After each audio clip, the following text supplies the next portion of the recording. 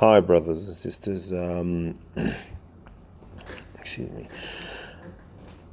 I just wanted to share something with you that I've discovered lately. Look, maybe other people have discovered this, but this is just something I want to share with you. Uh, One of the many nuggets that I've kind of discovered as I'm studying the Word of God and trying to learn about all the amazing language that He used to express Himself to us from different angles.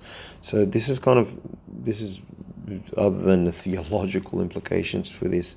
This is just some of the things that is kind of embedded in the language that we can actually learn.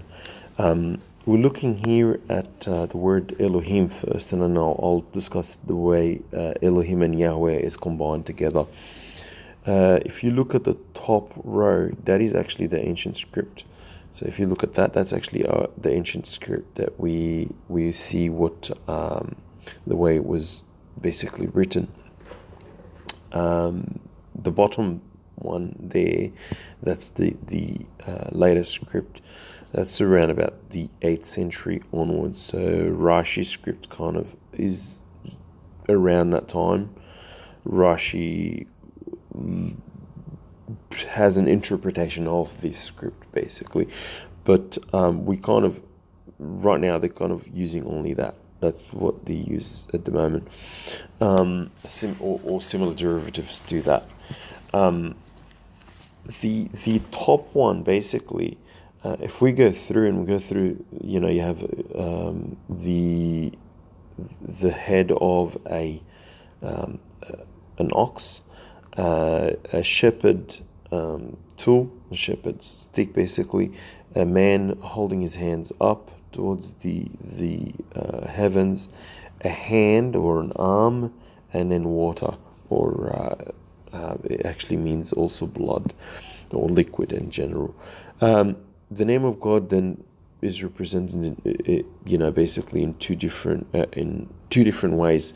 So we can look at the way that the ancients used to see this. Now, if you look with Hebrew, by the way, it's very contextual. So everything is about the contextual understanding of how you're actually looking at that.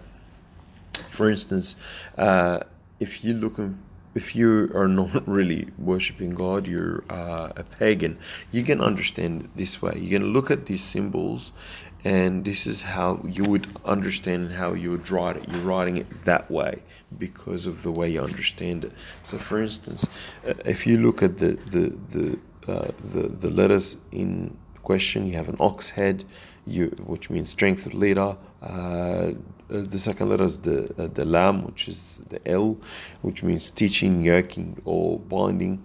A man with the hands left up was the ha, the H, normal H, by the way, not the Semitic H, the ha.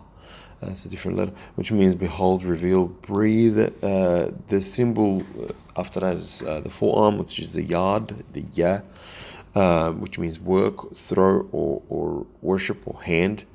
Then the symbol of water, which means the name is Mim, or basically chaos, or almighty, or blood. So you see how it's actually really contextual, how you understand separate letters. So it's almost like a code.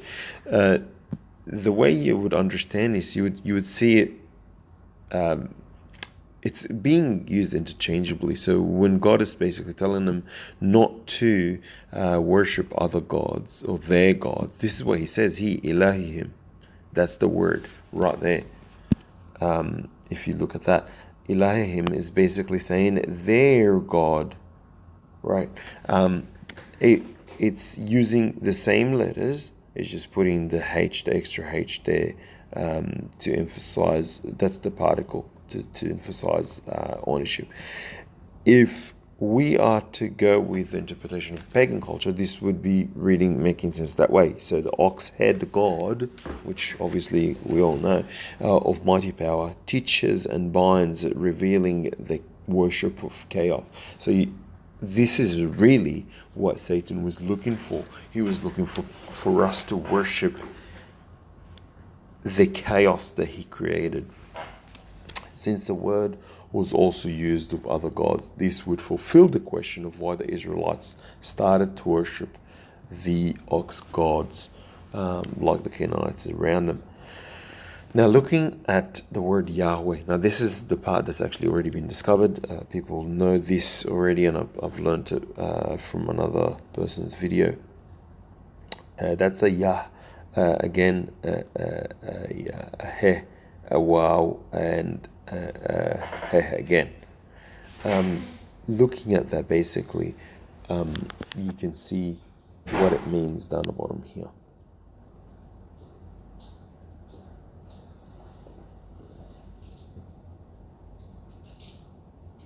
So yeah, that's kind of a good way to explain it. Kind of makes a lot of sense. It reveals the gospel just in that.